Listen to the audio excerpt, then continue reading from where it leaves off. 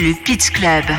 Bonjour et bienvenue pour ce nouvel épisode du Pitch Club, le Pitch Club. Bonjour, c'est le podcast qui donne la parole aux raconteurs de bonnes histoires. Alors, je suis David Svez, accompagné de Mustapha Kachour. Et nous sommes aujourd'hui avec un invité qui s'appelle Paul de Saint-Cernin. Paul de Saint-Cernin, bonjour. Comment ça va ? Ça va et toi ? Bah, je suis content. On peut dire où on est ou pas ? Oui, on est Alors, dans la salle du temps au Paname. Et ça me fait très bizarre parce qu'on est le matin au moment où on enregistre ce podcast. Alors voilà. C'est vrai. Et moi, je suis jamais venu ici un matin. Pour moi, le Paname, c'est un lieu de soirée. J'ai fini à des 2h, des 3h, des 4h du matin ici, mais je suis jamais venu le matin avant le déjeuner, quoi. Ça me fait très bizarre. On a regardé un peu ton parcours, donc on peut te présenter déjà tes comédiens. Ça vous a pris quoi, 2 minutes 30 Non, 3 minutes plus quand Non, même. on a bien regardé. On a bien, c'est bien. Vraiment, on a scruté. Donc t'es comédien, chroniqueur, C'est ça. stand-upper aussi. C'est ça. Et qu'est-ce qu'on a oublié ? Journaliste un peu.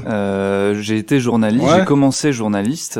Et qu'est-ce que vous avez oublié ? On n'est pas toute sa vie journaliste. Cuisinier, non. Je suis très mauvais cuisinier. Et footballeur aussi, amateur. Très mauvais footballeur. Ah, j'ai joué avec toi une fois, ça va.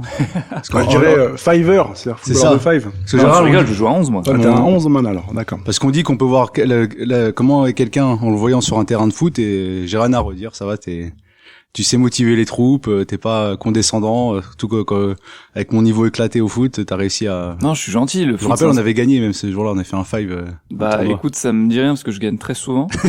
Mais ça C'est quoi le m'étonne trophée là? Vous avez gagné quoi? Une Bah, bouteille de juste coca? un trophée honorifique. pas. Ouais.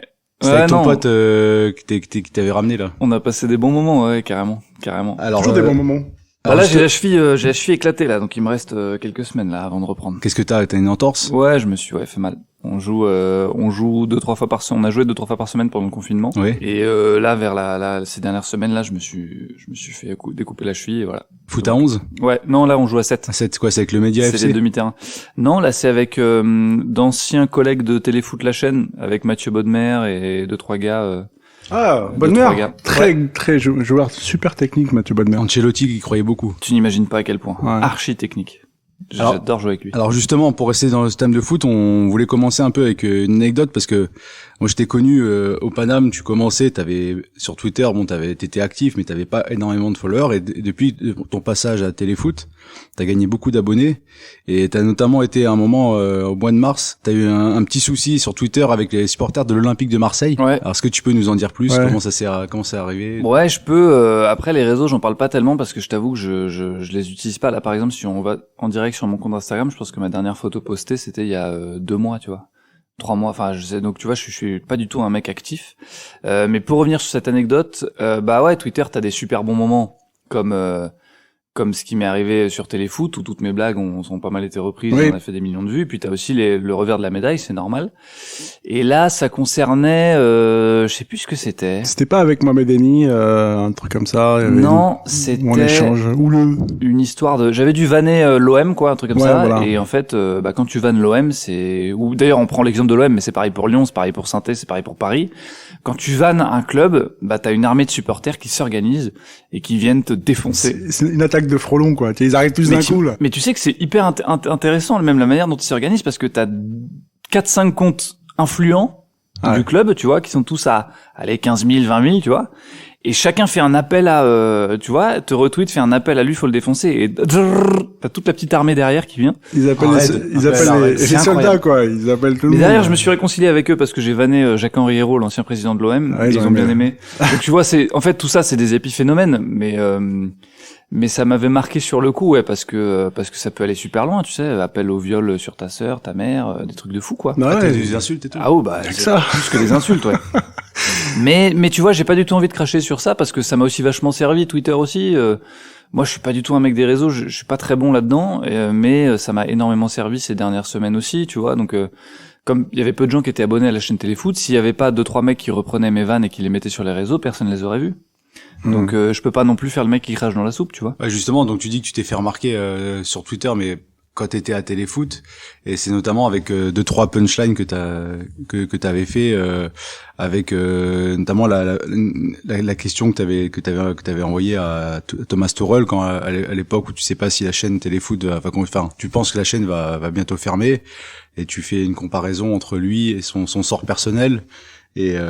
Alors ouais, en fait, Rudy Garcia, je lui demande qui va être viré en premier, toi ou moi. Ouais. Parce qu'il était pas hyper bien à Lyon, il y avait des rumeurs, et puis nous, Téléfoot pareil.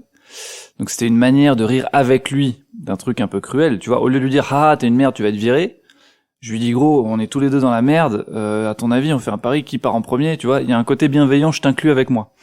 Donc c'est une manière de faire glisser la vanne. Et à Tourelle, c'était plus, c'était au moment des rumeurs Messi au PSG. Qu'est-ce qui est le plus probable? Messi qui vient au PSG ou Mediapro qui paye les droits de la Ligue 1? Et ça aussi c'était marrant parce que tu sais, on n'a pas l'habitude de le voir marrer, de le voir se marrer ce mec-là. Il y a un côté, il faisait un peu prof d'économie à l'époque, tu vois, ou informaticien. Ouais. Et moi j'aime bien voir les personnalités qui se cachent derrière le masque des gens. On va revenir un peu sur l'aventure Mediapro pour expliquer à ceux qui écoutent mais qui connaissent pas. Ouais. Alors donc les droits du foot en France, tous les 4-5 ans sont négociés. Donc là il y a un nouvel opérateur qui est venu, qui a mis beaucoup d'argent sur la table, qui a pris pratiquement tout. Et on se demandait comment ils allaient faire pour gérer tout ça. Et bon, finalement, on s'est rendu compte que, ils ont pas payé. Ils ont pas payé, quoi. Ils ont juste dit, OK, on va vous payer, mais ils l'ont pas fait. Mais par contre, ils ont recruté beaucoup de monde. Ils ont fait des beaux studios. Ils ont créé des beaux produits. Par contre, je trouvais que les émissions, c'était bien faites.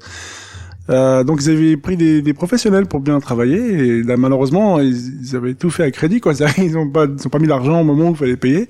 Et ça a créé un moment compliqué pendant plusieurs mois pour tous les employés parce que il y avait un doute sur l'avenir, en fait, de la chaîne. Est-ce qu'elle allait continuer ou pas? Et vous étiez sur le fil. Et donc, vous étiez en direct, souvent. Et donc, ça faisait un peu du happening. Et c'est là-dessus que je voulais revenir, en fait. C'est toi, par rapport à tes boss, tes collègues, comment ça se passait par rapport à ça? Moi, j'ai eu, si tu veux, le rôle du mec qui peut dire tout haut ce que tout le monde pense tout bas. En gros, moi, j'avais le rôle du sniper un peu humoriste. Eux, mes collègues, ils étaient journalistes. Ils pouvaient pas se permettre de venir et de faire des grands éditos en disant c'est terrible ce qui nous arrive. Tu vois, ça aurait été beaucoup trop le misérabilisme. Moi, j'ai un peu de mal avec ça. En revanche, faire passer 2-3 messages sur le ton de l'humour, c'était un peu le projet. Et je savais que mon boss, Jean-Michel Roussier, avait un souci. C'était que dans l'opinion publique, les gens confondaient Mediapro et Téléfoot la chaîne. Je m'explique. En fait, pour les gens, nous-mêmes, on était les journalistes, les méchants mecs qui avaient tué le foot français en ne payant pas. Sauf que Jean-Michel Roussier voulait bien distinguer deux choses. Il voulait distinguer d'un côté Mediapro, les méchants espagnols qui payent pas le foot et qui font tout mourir, et de l'autre côté, Téléfoot, toute cette rédaction de jeunes journalistes qui kiffent le foot, qui est là et qui va se retrouver au chômage. C'est pas eux les fautifs. En fait, Téléfoot, c'est des prestataires. Téléfoot, c'est la chaîne créée par Mediapro pour diffuser les matchs. Et il faut bien dissocier les deux, et mes blagues ont un petit peu permis ça. C'est-à-dire que après mes blagues, si tu veux, avant mes blagues, on était tous dans le même sac, on était tous méchants, on avait tous tué le foot français. Après mes blagues, on était, oh là là, les pauvres, ils vont perdre leur taf, ils avaient l'air cool et sympas. Mediapro, c'est vraiment des gens méchants. Tu vois la diff ou pas? J'essaie d'expliquer simplement pour que les gens comprennent. Ça, c'était un peu ma mission. Quand tu dis c'était ta mission, excuse-moi, je t'interromps. Non, c'était pas ma mission. C'était d'idée pas du tout. On m'a pas demandé. T'es recruté, c'est quoi ton? C'est une très bonne remarque. On m'a pas demandé de le faire, mais j'avais remarqué cette petite pas souffrance, mais ce petit truc qui embêtait mon boss. Ça l'embêtait que tous les journalistes qu'il a recrutés aient cette mauvaise image à cause de Mediapro.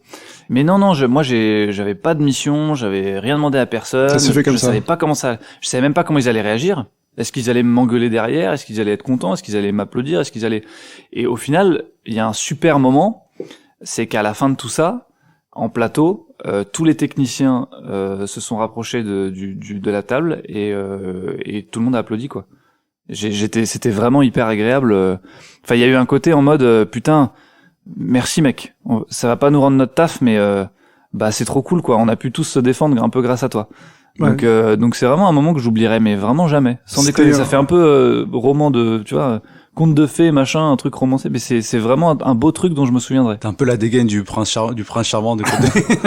C'était un moment de télévision unique en fait, parce que il y a des films, je sais pas si tu connais Network, c'est des films qui parlent de tout ce qui se passe en direct avec Network, c'est un présentateur télé qui dit qu'il va se suicider, donc ah ouais. Ouais, voilà, donc c'est un super film. Donc la télévision, donc toi t'étais en direct à chaque fois. Donc pour toi c'était des moments tu créais, quoi. Mais tu sais que si ça avait été enregistré, déjà j'aurais pas eu la même adrénaline, ni la même liberté, et il y aurait eu surtout le montage après, la post-prod. Ça se trouve, il suffit d'un gars dans un bureau qui dise non, ça on le coupe, on le passe pas. Ça y est. Ouais, tu perds toute la substance de la vanne. Ça sort jamais. Non mais surtout ça sort jamais. Moi je suis en conflit avec mes boss. Tu vois, c'est pas du tout la même histoire, quoi. Et encore, là je pars du principe qu'il l'aurait coupé, ça se trouve il l'aurait laissé. Mais heureusement qu'il y a le direct. Pareil, tu fais une blague à Tourelle qu'il aime pas, Il peut très bien appeler la rédac demain et dire si vous enlevez pas, si vous diffusez ça, je vous envoie plus aucun joueur en interview. Je dis pas qu'il l'aurait fait, mais je dis que le direct permet d'éluder toutes ces questions.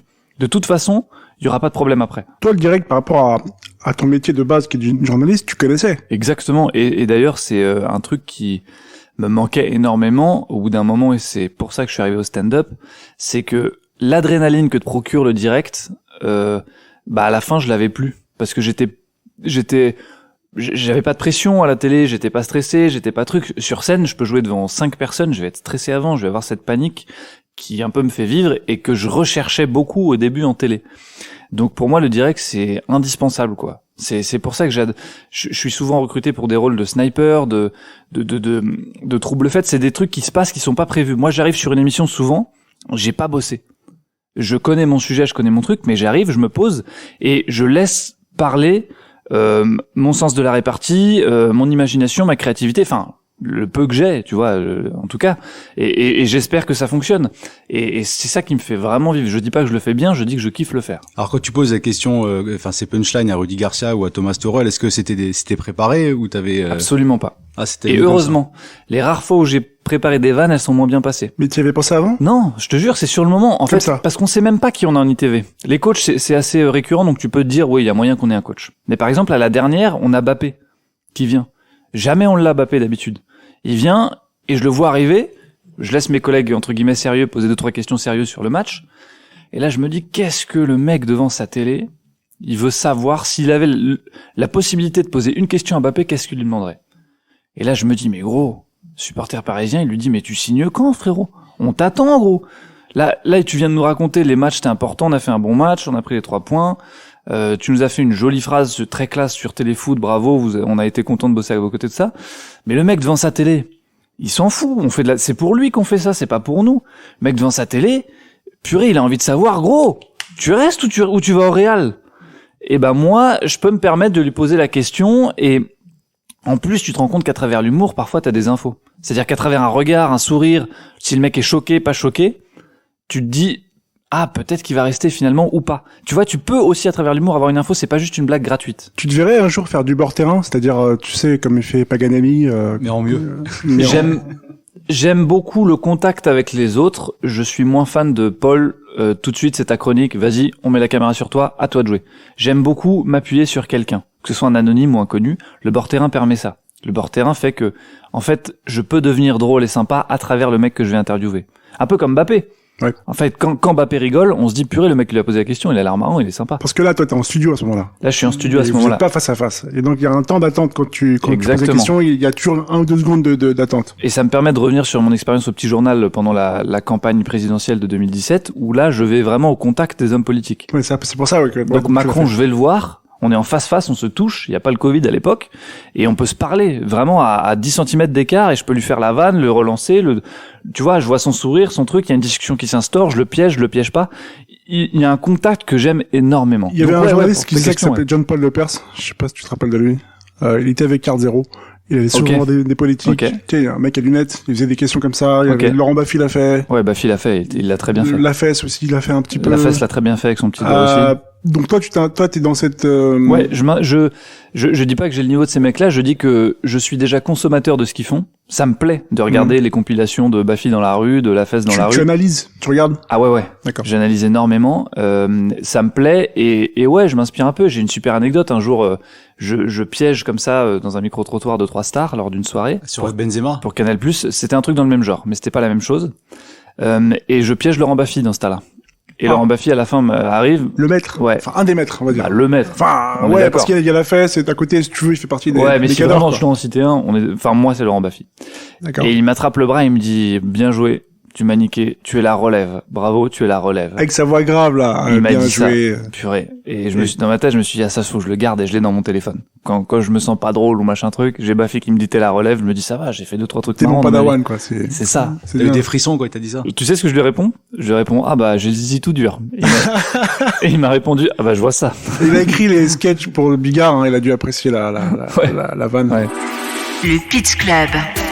Alors on va revenir un peu sur ta biographie. Déjà, une question par rapport à déjà avec ton patronyme. Je pense que tu dessinais pas l'humour parce que des gens À avec particules. des gens des noms à particules n'ont pas généralement vont pas dans l'humour. Qu'est-ce que tu fous là en fait? Vont pas avec les saltimbanques, vont pas avec le tiers état. Pourquoi t'es là? Parce que je kiffe. J'ai Comment pas ça le se droit. fait? Qu'est-ce qui s'est Alors que passé? t'aurais pu bosser chez Veolia, comme peut-être, je pense, t'avais une prédestination, ou peut-être que tes Non, mais parents ce te qui- voyaient comme un Ce qui est vrai, c'est futur que capitaine d'entreprise. on est une grande famille. J'ai plein de cousins. Je suis l'aîné d'une fratrie de 6 enfants.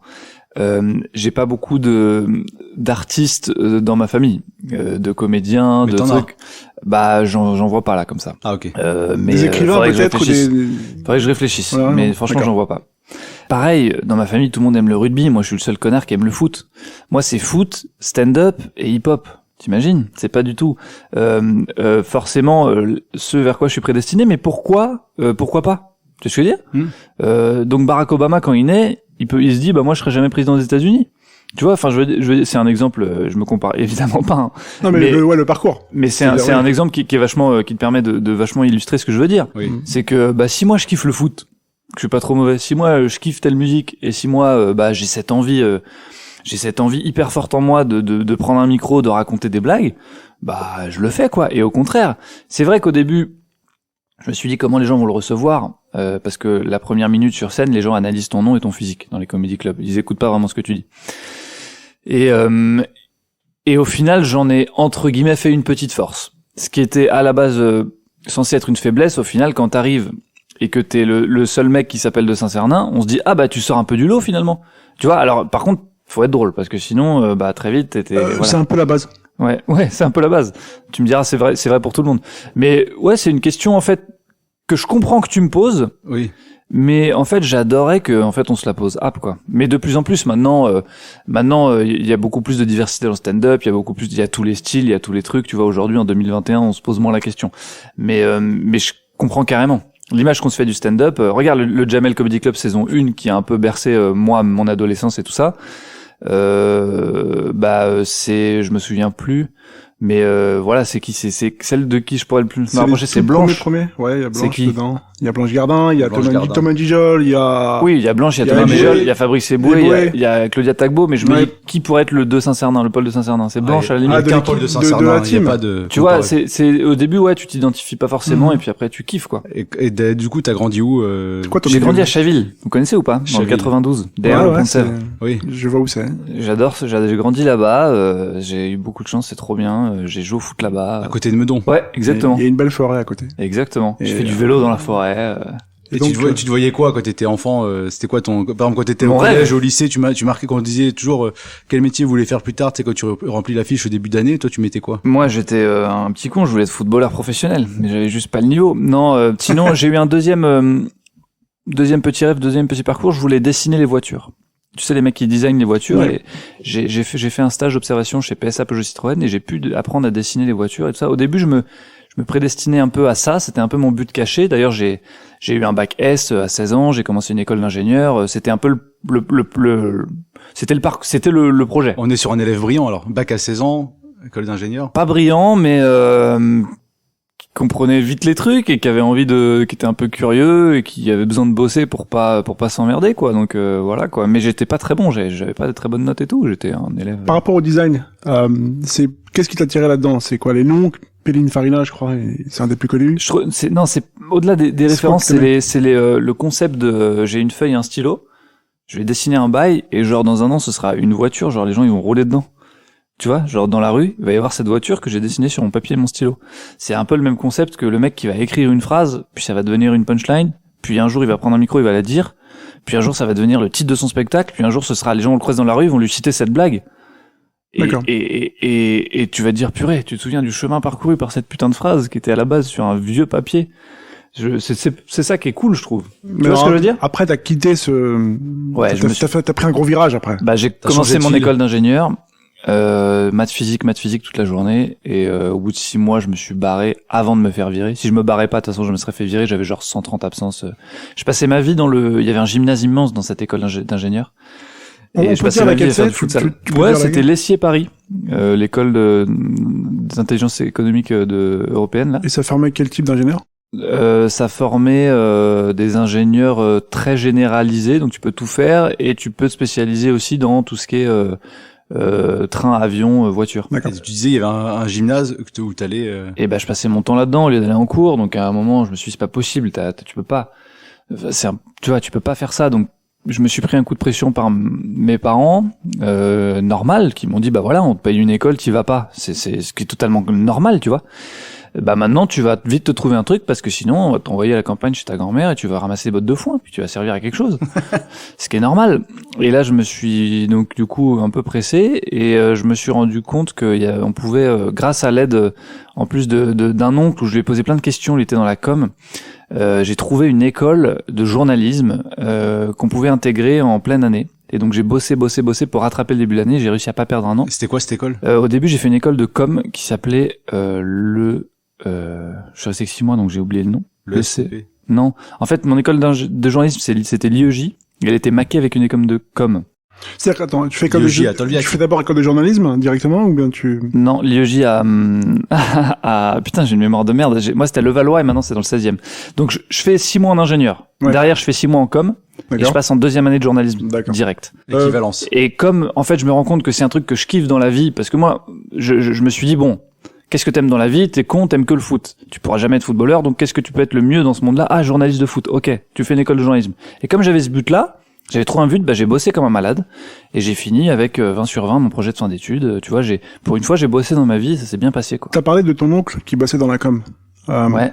Tu peux parler de ça, c'est ok pour toi, de Pourquoi vos discussions en fait, parce que c'est un peu. Est-ce que c'est lui qui t'a dit faut aller vers là-bas? Non, pas du tout. C'est un cousin de mon père où je me suis où quand je parlais et tout ça, il m'a dit bah écoute, il y a ce mec-là qui est dans la com, je sais plus où il bossait à l'époque. Demande-lui, tu vois, pour mon père la com, le journalisme, tout ça c'était très flou. D'accord. Chez moi, tu vois, il y a un banquier, il y a quelqu'un qui est dans les assurances, il y a un médecin, tu vois, Ouais, c'est clair. c'est pas forcément je savais pas à qui m'adresser. Et j'ai ce fameux oncle où je lui ai demandé comment il faut faire, pourquoi, comment. Il m'a dit écoute, je peux pas t'aider mais on peut regarder les écoles ensemble, on peut chercher, on peut truc.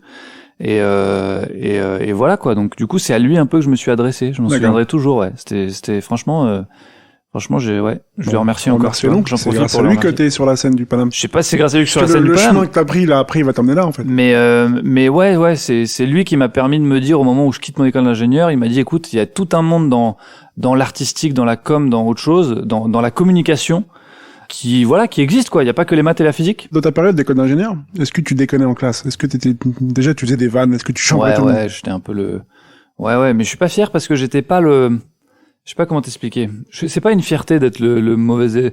J'étais le petit con qui s'intéressait pas aux cours, donc du coup qui avait besoin de faire autre chose parce qu'il était un peu hyperactif quoi. Donc du coup qui faisait des vannes. Le petit insolent mais pas méchant. Ouais, un peu comme ce que je fais à la télé.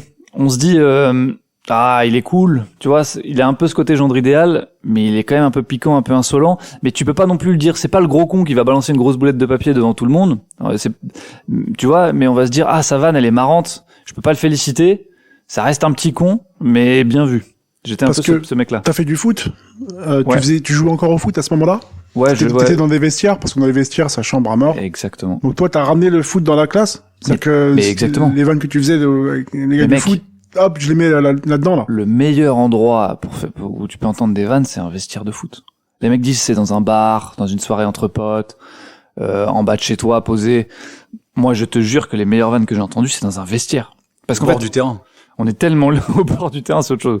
Mais dans un vestiaire, on est tellement liés. C'est plus des insultes. Ouais. Tu sais, on est tellement, en fait, on est potes, on est frères. On passe 3 soirs par semaine ensemble. On se connaît sur le terrain. Tu te vois en calbar. Il y a plus de barrière. Donc on peut se vanner sans que ce soit méchant parce que on est frères. Tu vois, ton frère, tu peux lui balancer une grosse vanne, tu sais que c'est ton frère, tu vas l'aimer, il va t'aimer. C'est un peu pareil avec les coéquipiers. Et en plus, dans un vestiaire, t'as du blanc, du noir, du rebeu, du chinois, du truc. Les vannes, ça part en sucette, quoi. Et c'est à quel moment que tu prends conscience que t'as ton pouvoir comique, que tu te dis que t'as ce pouvoir, tu peux l'utiliser pour en faire une carrière? Je sais pas. Je sais même pas si aujourd'hui encore j'en prends conscience. Je me dis juste, purée, l'escroquerie continue, quoi. Aujourd'hui, je suis... T'as l'impression que c'est une escroquerie, sérieusement? Ouais, j'ai beaucoup le syndrome de l'imposteur. Par exemple, les vannes que je fais à Téléfoot, je te soulève une pierre, je vais dans mon vestiaire de foot, tu peux te trouver 5-6 mecs qui peuvent te faire des vannes 10 fois plus drôles, par exemple. J'en suis Sauf persuadé. que C'est juste que moi, j'étais au bon endroit au bon moment et que je me suis battu pour l'avoir. Sauf que les 5-6 mecs, ils peuvent pas le faire en direct à la télé devant des millions de gens. Alors, c'est un autre métier. De faire des blagues à table ou, tu vois, le gros rigolo de la machine à café, tu lui donnes un micro, tu le mets sur scène, c'est déjà arrivé ici au Paname, il se décompose. C'est un autre métier. Mais, ouais, j'ai quand même un peu ce syndrome de, putain, mon taf, c'est quand même d'être payé pour faire des vannes, tu vois, le jour où ça s'arrêtera, je serais pas dégoûté en mode il faut que je m'accroche à mon poste comme certains animateurs de télé que je connais bien qui aujourd'hui ont 60 piges et s'accrochent à leur chaise et veulent pas partir. Moi, je me dis juste tout ça c'est du bonus. Demain ça s'arrête, je vais me dire ah putain enfin. Ah vous avez démasqué, vous avez mis tout ce temps pour vous dire purée, tout cet oseille que vous l'avez donné pour vous dire en fait c'était une escroquerie quoi, tu vois, genre vas-y maintenant va trouver un vrai métier quoi. Mais je m'en fous, j'aurais kiffé avant. J'ai un peu cette je devrais peut-être pas dire ça parce que c'est un vrai métier mais j'ai un peu ce truc là quand même et tant mieux, j'ai pas envie de perdre cette fraîcheur et ce regard d'enfant où tu te dis purée c'est trop bien mon taf ça va être d'aller vanner Mbappé.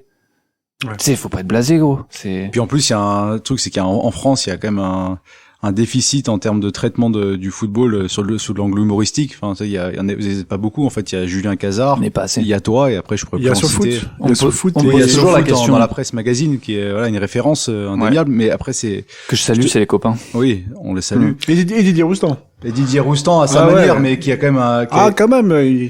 Enfin, il a une forme de second degré, mais c'est vrai que. Mais je te coupe là-dessus parce que c'est une anomalie. Moi, on me pose souvent la question est-ce que vous voulez tuer le père en parlant de Julien Cazard? Bah non. Et moi, je réponds mais non. Déjà, Julien, c'est un pote. Et surtout, mais gros, on n'est pas assez. Marc, tweet un jour une phrase sur le foot. Tu vas voir que tu vas faire 10 000 retweets, tu vas te faire insulter 10 fois, tu vas te faire un truc. Le pouvoir du populaire du foot, il est incroyable. Et il y a que un gars en France qui fait des blagues dessus. Mais vous êtes fous. Aujourd'hui, on est 2, mais on devrait être 1000. On devrait être 200. Je veux dire, des chroniques politiques, il y a une 50aine d'humoristes qui font ça à la télé. Foot, on est 3.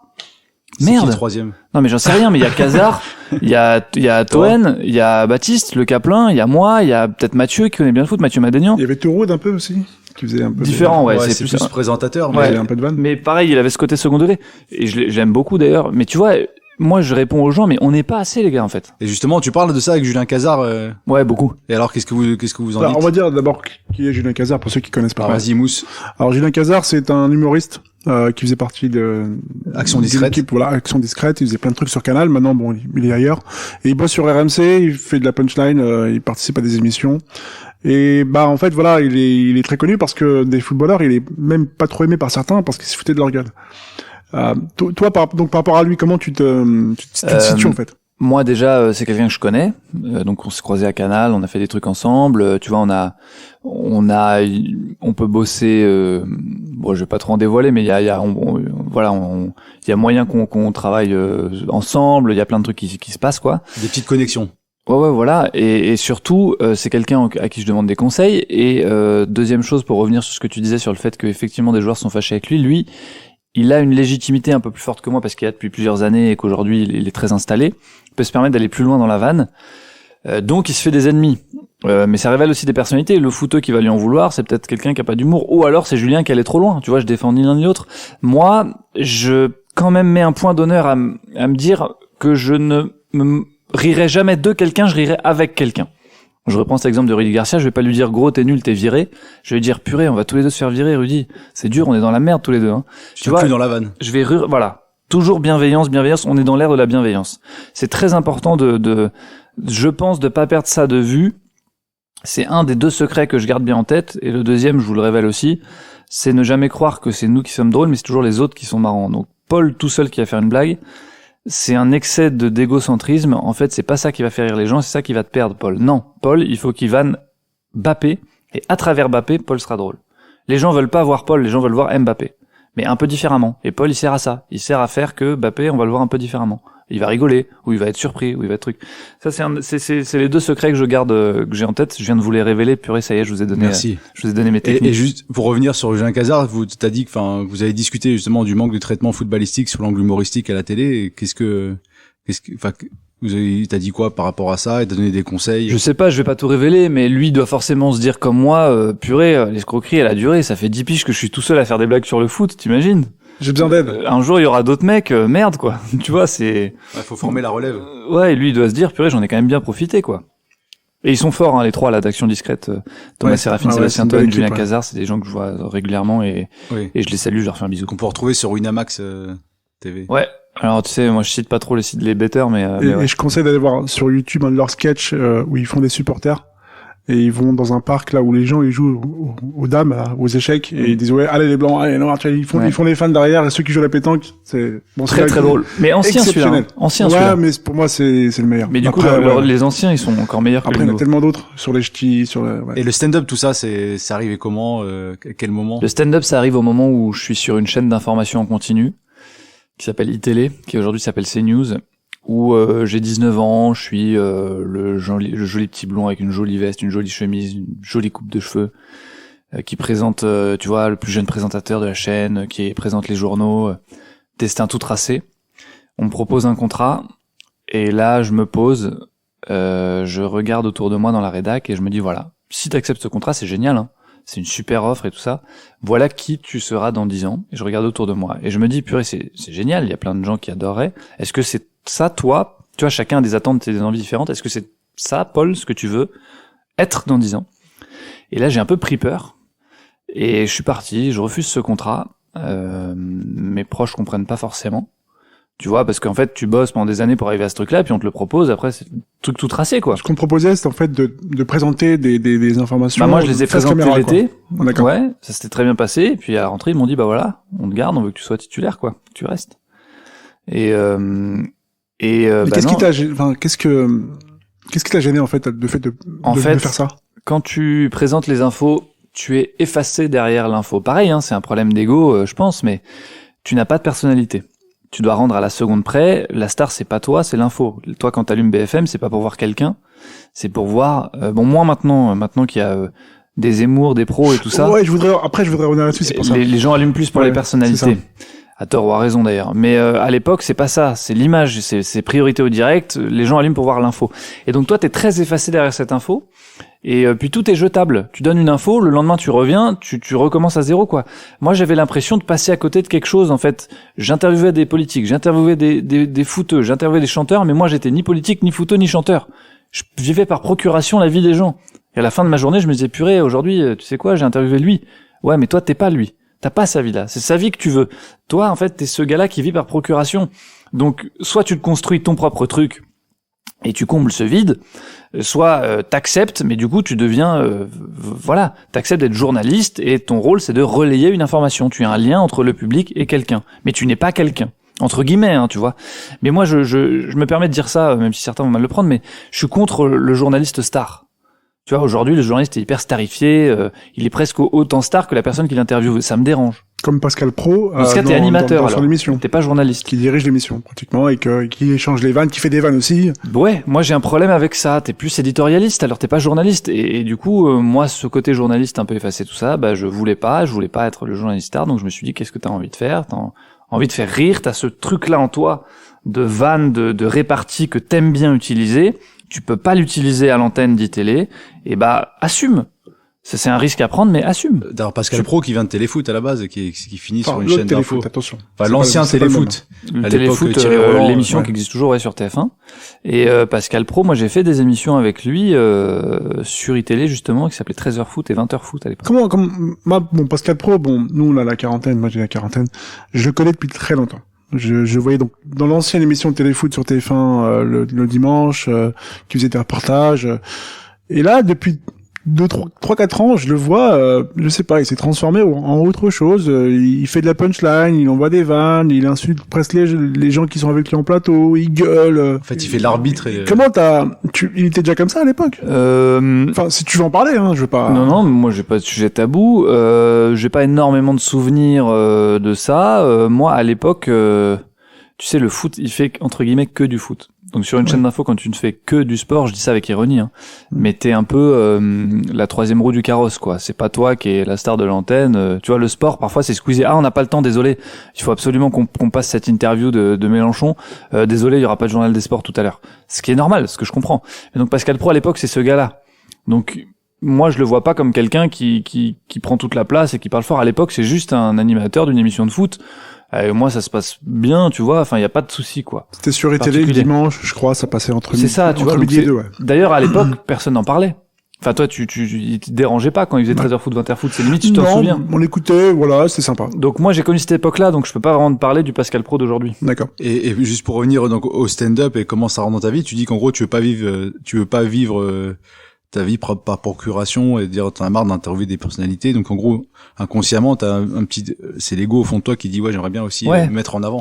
J'en ai pas marre, mais je suis tellement curieux de ce que me racontent les gens que j'interviewe que je me dis mais moi aussi j'ai envie de faire un truc. Même un chef d'entreprise. Il me raconte comment il a eu l'idée, il est venu avec son pote, ils ont levé des fonds, ils ont créé son entreprise. Je me dis, purée, il a produit quelque chose de ses mains. Moi, je suis là à m'intéresser à lui, mais j'ai envie aussi de faire un truc. Tu vois, un footeux qui me raconte, ah, c'était dur à ce moment-là, mais un truc. Purée, moi aussi, j'aurais voulu vivre le match comme toi, tu vois, j'aurais voulu être ce footeux-là. Donc, c'est un problème c'est pas forcément un problème d'ailleurs, parce qu'à partir du moment où tu l'assumes, tu fais de mal à personne, bah moi aussi j'ai envie de produire un truc, de créer quelque chose. Et quand t'es humoriste, bah ta vanne, tu la dois à personne d'autre, c'est la tienne, elle reste dans les annales, les gens se la partagent sur les réseaux, et ton spectacle, c'est ton spectacle. Tu vois, il y a un côté, voilà, qu'il soit bon ou mauvais d'ailleurs, je dis pas qu'il est bon, mais voilà un peu pour répondre à ta question. Le Pitch Club. Aujourd'hui, t'es humoriste. À quel moment il y a eu la bascule? À quel moment tu vas monter sur scène? Bah l'élément déclencheur, c'est ça, c'est le contrat que je refuse à iTélé. Après, je me dis, il y a une transition. Je me dis, j'aimerais bien être plus animateur que journaliste. Donc je reste quand même dans la télé, mais je me dis, j'anime une matinale, je peux dire bonjour aux gens, on se réveille ensemble, je parle dans votre oreille, n'hésitez pas à prendre un café, je fais une vanne, je peux faire une imitation si je veux, je fais ce que je veux. On est ensemble. Il y a un côté, tu vois la différence entre animateur et journaliste? T'es moins exécutant. Il y a un côté, t'as plus de liberté de ton, donc on est chez moi, bienvenue. Tu peux mettre ta touche. Voilà, t'as tout compris. Je mets mon ambiance. Donc ça déjà c'est une première chose. Et puis c'est toujours pas entre guillemets, ça me comble pas un truc. Et je traîne sur YouTube, je regarde des mecs qui font des vidéos drôles. Et de fil en aiguille, je tombe sur ce lieu, Panama Café. C'est marrant, c'est un lieu où ils se retrouvent tous quoi. Ils font tous leurs vidéos drôles, puis ils se retrouvent la journée là-bas, ils écrivent, ils tournent ici. Faut que je découvre ce truc quoi. Je suis à Paris, ça doit pas être loin. Je regarde l'adresse, je tape, j'y vais. Et franchement, j'y vais comme ça, et j'arrive et je parle à un gars, je me souviens même plus qui c'est, je dis bonjour, j'aimerais bien monter sur scène, essayer. J'étais terrorisé. Mais t'avais jamais fait de scène avant? Jamais. Ni de théâtre, ni de rien. Tu connaissais le stand-up de nom ou pas? Je connaissais le stand-up parce que je regardais. J'étais très fan de Jamel Comedy Club, je connaissais par cœur les premiers spectacles de Jamel, de Gad. Ah oui, donc je suis de cette génération. T'étais méga fan, quoi. Tu regardais plein de trucs. Ouais, j'adorais ce truc-là, mais pour moi, c'était pas envisageable. C'est un métier, quand t'es chez toi, tu regardes, tu te dis, waouh, c'est fou, mais à aucun moment tu te dis, ça pourrait être moi. Je sais pas si tu vois ce que je veux dire. Oui, mais en plus, tu connaissais personne dans le stand-up, je suppose. Absolument personne. Donc t'es allé de ton propre recherche. Je suis allé sur la page Facebook du Paname et j'ai envoyé un message à la page Facebook du Paname. C'était en quelle année? C'était un monsieur qui s'appelle Michael Cohen qui m'a répondu. Ouais. Celui qui gérait à l'époque, donc une légende. Il y a 4-5 ans, on va dire. Et qui m'a dit, viens à telle heure, telle date, avec 5 minutes de blague, voilà. Alors, raconte ton premier labo, c'est comme si tu vas jouer. Enfin, déjà, attends. Déjà, tu rentres dans le Paname. Ouais. T'arrives. Qu'est-ce que tu... Justement, c'est ça. Tu découvres comment ça se passe les débuts. Bah, au début, je viens pour un spectacle. Ouais. Je m'en souviens très très bien d'ailleurs. Mathieu Madénian, qui est un pote aujourd'hui, c'est le premier mec que je viens voir au Paname. Là, dans cette salle où on est.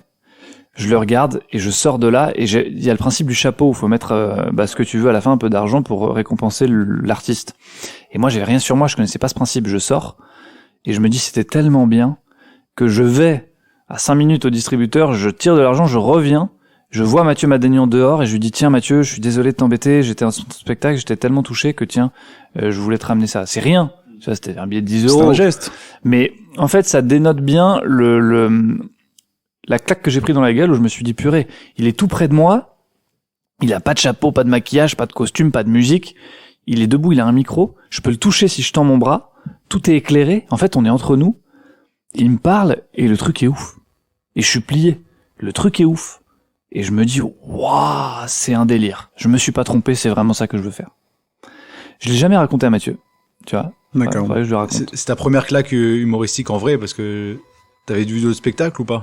Non, j'ai jamais été à des spectacles et tout ça, même à des matchs, tu sais, quand on me demande, moi, j'avais pas forcément cette chance d'aller beaucoup à des spectacles ou à des matchs, donc non, j'avais jamais vu un spectacle ni un match. Est-ce qu'on peut faire une analogie avec par exemple, le foot ou des fois même en Angleterre où t'as le public qui est proche du terrain, et là, c'est un peu... Bah, là, il y a un côté, en tout cas, tu vois, quand tu vas dans une grande salle, déjà quand tu joues dans une grande salle, t'as une poursuite t'as une grosse lumière dans la figure qu'on appelle une poursuite. Tu vois pas les gens. Tout est noir, ils sont loin, ils sont chauffés à bloc. Tu dis bonsoir l'Olympia, tout le monde fait ouais, tu vois. T'as pas fait de vanne, t'as juste dit bonsoir. Mais tu vois rien. Voilà. Ouais. Là, le Paname, pour ceux qui connaissent pas encore, tout est allumé. Si je suis sur scène, je tends le bras, je touche la première personne. Je la vois dans les yeux, elle me regarde, bras croisés, elle fait la gueule, et dans son regard, je lis vas-y, fais-moi rire. Il y a un côté flippant. Je vois le regard de chaque personne à chaque fois que je fais une blague. Quoi. Tous les spectateurs t'analysent. C'est ouf. C'est ouf. Et en plus, moi, j'ai un côté où, tu sais, je cogite un peu beaucoup et je vois chaque truc, je me dis, lui, il rigole pas, lui, avec sa meuf, il est pas...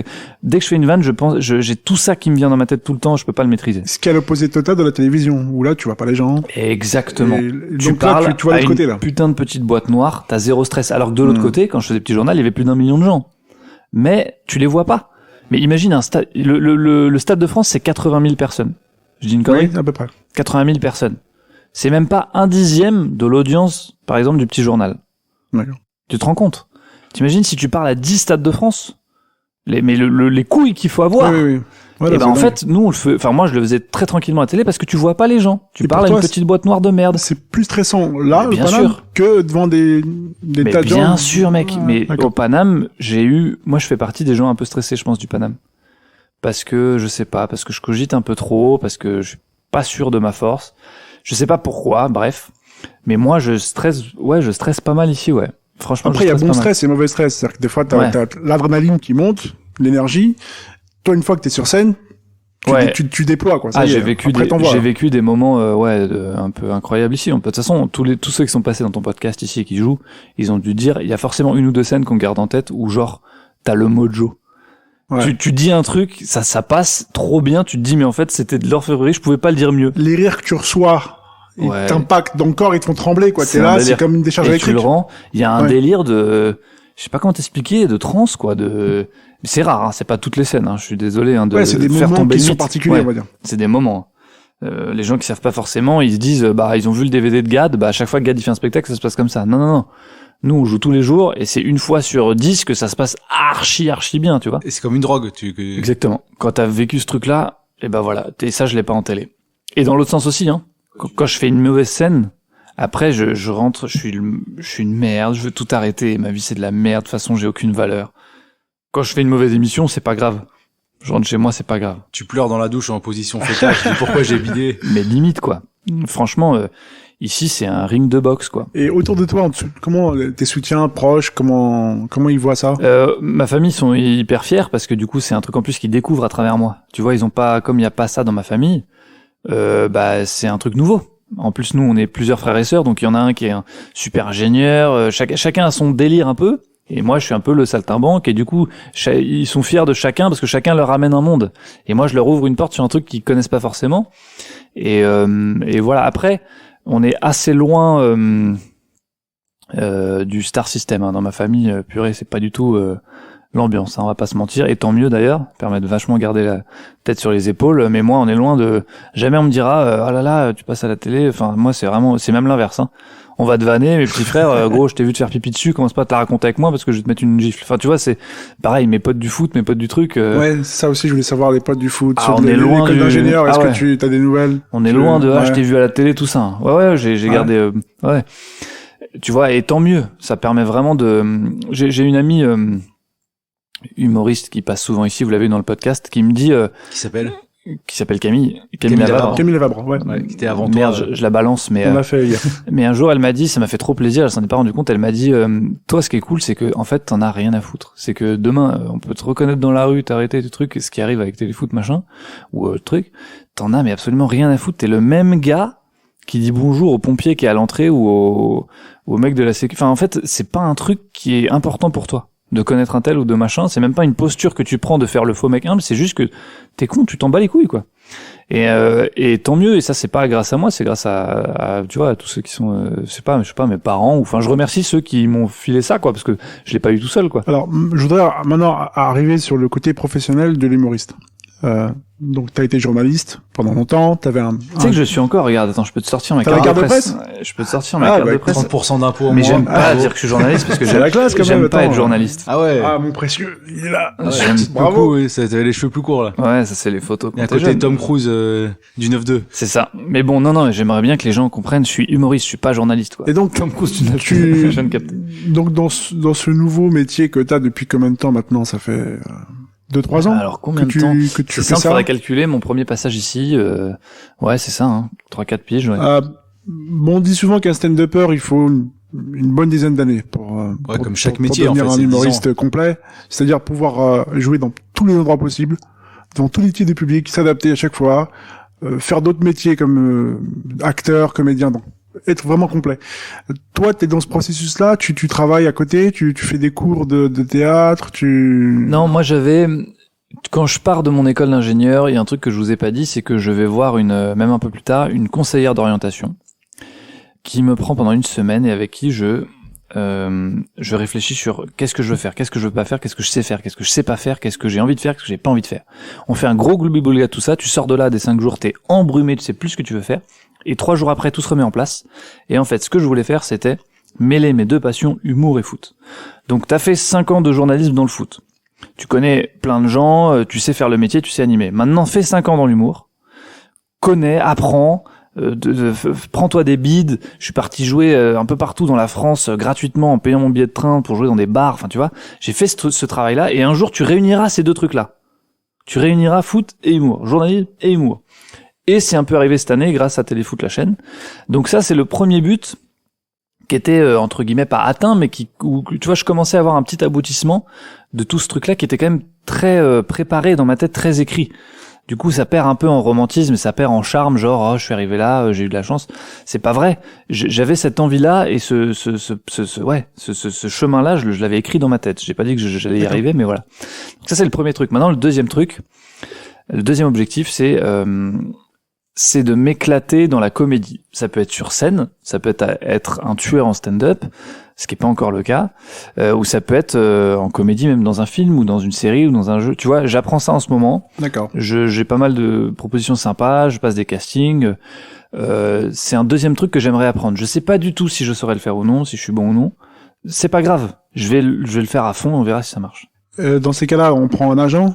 J'ai un agent, c'est ouais. ce que t'as fait. Ah, t'es un agent. J'ai rencontré, j'ai rencontré un super agent. Monsieur se professionnalise, bravo. Ben en fait, qui a cru en moi avant le buzz téléfoot et avant que du coup j'ai plein de coups de fil comme t'imagines et du coup bah voilà, humainement ça passe hyper bien. Tu l'as rencontré comment? Enfin, genre, c'est pas une scène? J'ai ou... démarché. Ah, t'as démarché. J'ai démarché moi-même. J'ai dit voilà, tu vois, encore une fois, je savais ce que je voulais. J'ai démarché, j'ai envoyé des mails, j'ai envoyé des trucs, j'ai expliqué mon parcours. J'ai dit voilà, je sais pas faire ça, mais je suis chaud pour apprendre et voilà. Et la collaboration, elle se passe comment? Trop bien, Ouais. trop bien parce que humainement ça se passe hyper bien et moi ça passe quand même beaucoup par l'humain. Je dis malheureusement d'ailleurs parce que je refuse même des tafs parfois à cause de l'humain. Des super trucs où je me dis ouais mais là je le sens pas le gars et je sais pas, j'ai pas eu un bon feeling, j'y vais pas. Parfois on me dit mais on s'en fout, ça c'est pas grave, c'est la vie. On me propose un bête de truc, tu y vas. Ouais. Mais moi j'ai besoin de ce truc un peu d'être bien pour être épanoui quoi. Mais tu le comprends. Quand tu fais une blague et que tu sens qu'autour de toi tout le monde te fait pas forcément du bien, bah tu fais pas la même blague que si tu sens que t'es hyper en confiance quoi. Et t'avais fait un casting d'agent, c'est-à-dire t'avais toi.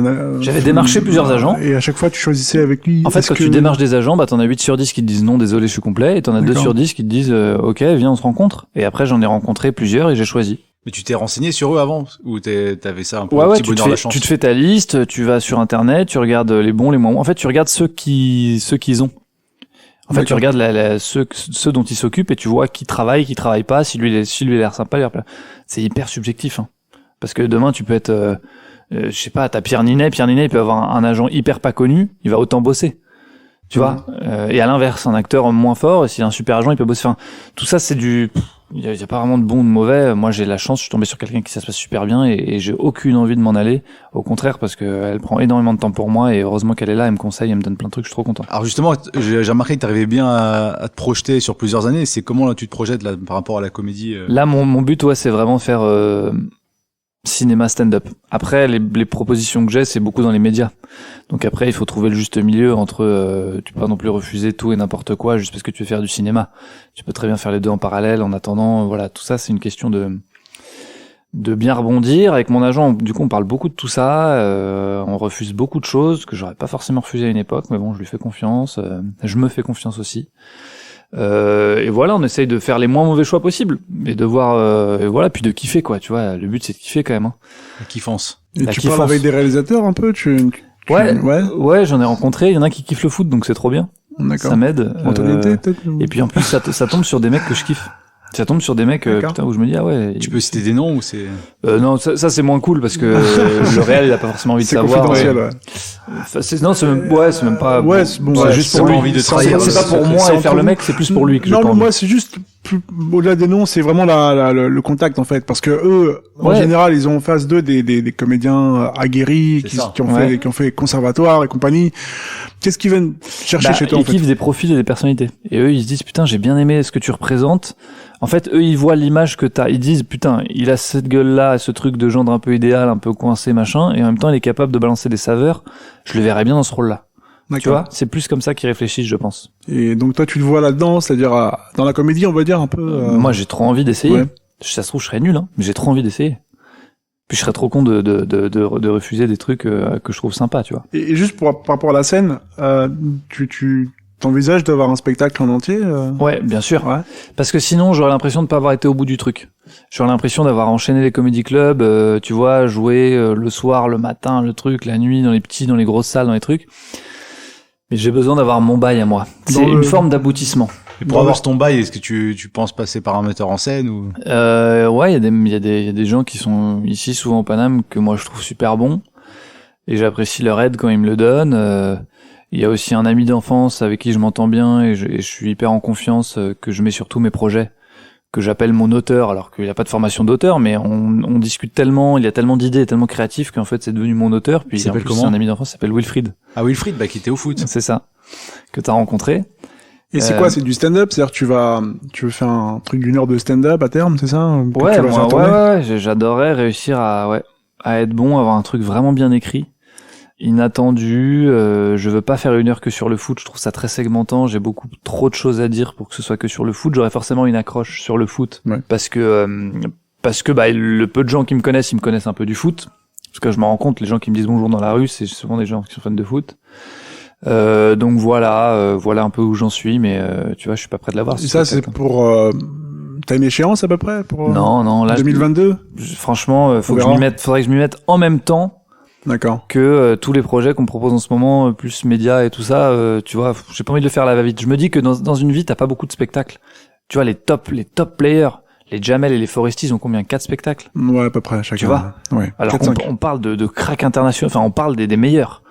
Donc tu vois, je suis pas pressé, quoi. Je me dis pas, faut absolument que j'en ai un l'année Mais t'en prochaine. as envie. C'est-à-dire que c'est Ah ouais. c'est une volonté. Ah, mais c'est une volonté, Ouais. et je l'aurai. Parce que sinon, j'ai l'impression de pas avoir été au bout du truc. Tu vois, je peux pas saigner les comedy clubs pendant tant d'années et pas avoir de spectacle. C'est pas un aboutissement, les comedy clubs. Pour toi, de la scène, c'est, on va dire, c'est nécessaire. C'est-à-dire que tu dois faire la scène tout le temps, quel que soit ce que tu fais à côté, pour... Je suis persuadé que si t'arrêtes, en fait, t'es moins performant dans ce que tu fais à côté. D'accord. Je suis persuadé qu'en télé, si le soir tu viens pas dans une cave jouer devant 3 mecs bourrés et tester des vannes, le lendemain, quand tu vas dans tes petits chaussons en télé avec ton petit prompteur et tes petites lumières, bah t'es dans un confort qui fait que t'es moins marrant. Tu perds cette urgence. J'en suis intimement convaincu, et inversement, le fait de faire des blagues à la télé peut faire venir des gens dans ta salle. Moi, je suis persuadé que tout ça, c'est complémentaire.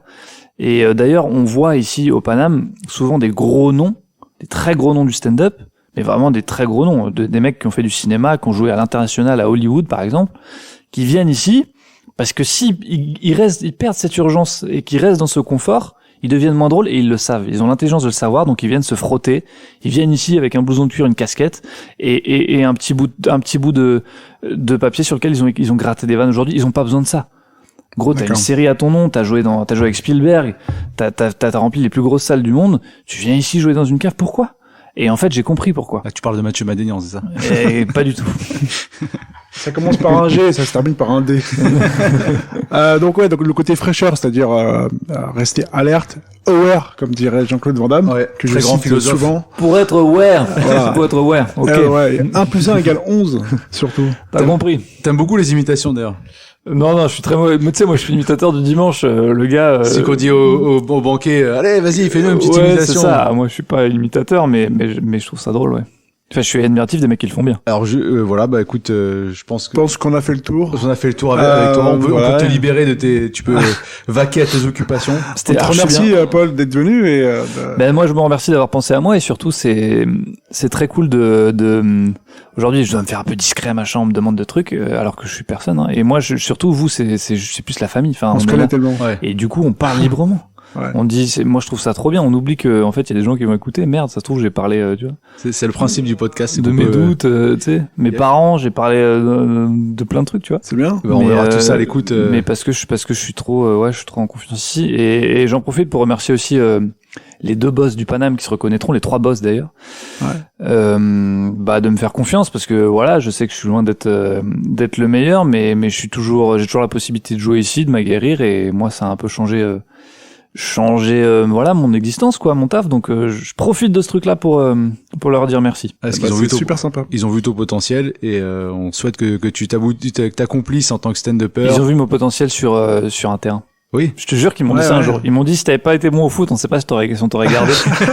Mais on s'est dit C'est ça là va, il qu'il est faut bon, le ça va être un bon recrutement. mec. Je te jure que j'ai entendu cette phrase. Bah écoute, on te souhaite au moins 3-4 spectacles, Merci, Paul. quelques films et de nouvelles Purée. chroniques à Ouais. la télé. Bah on se retrouve Bravo. dans 50 piges alors, hein. 3-4 Et spectacles. on embrasse Laurent Baffy. On embrasse Laurent Baffy, Ouais. Julien Cazard. Et continuez les mecs. Merci Et beaucoup. Kazar, merci. Merci d'avoir suivi ce revoir. podcast et on se retrouve la semaine prochaine pour un nouvel épisode du Pitch Club. Le Pitch Club.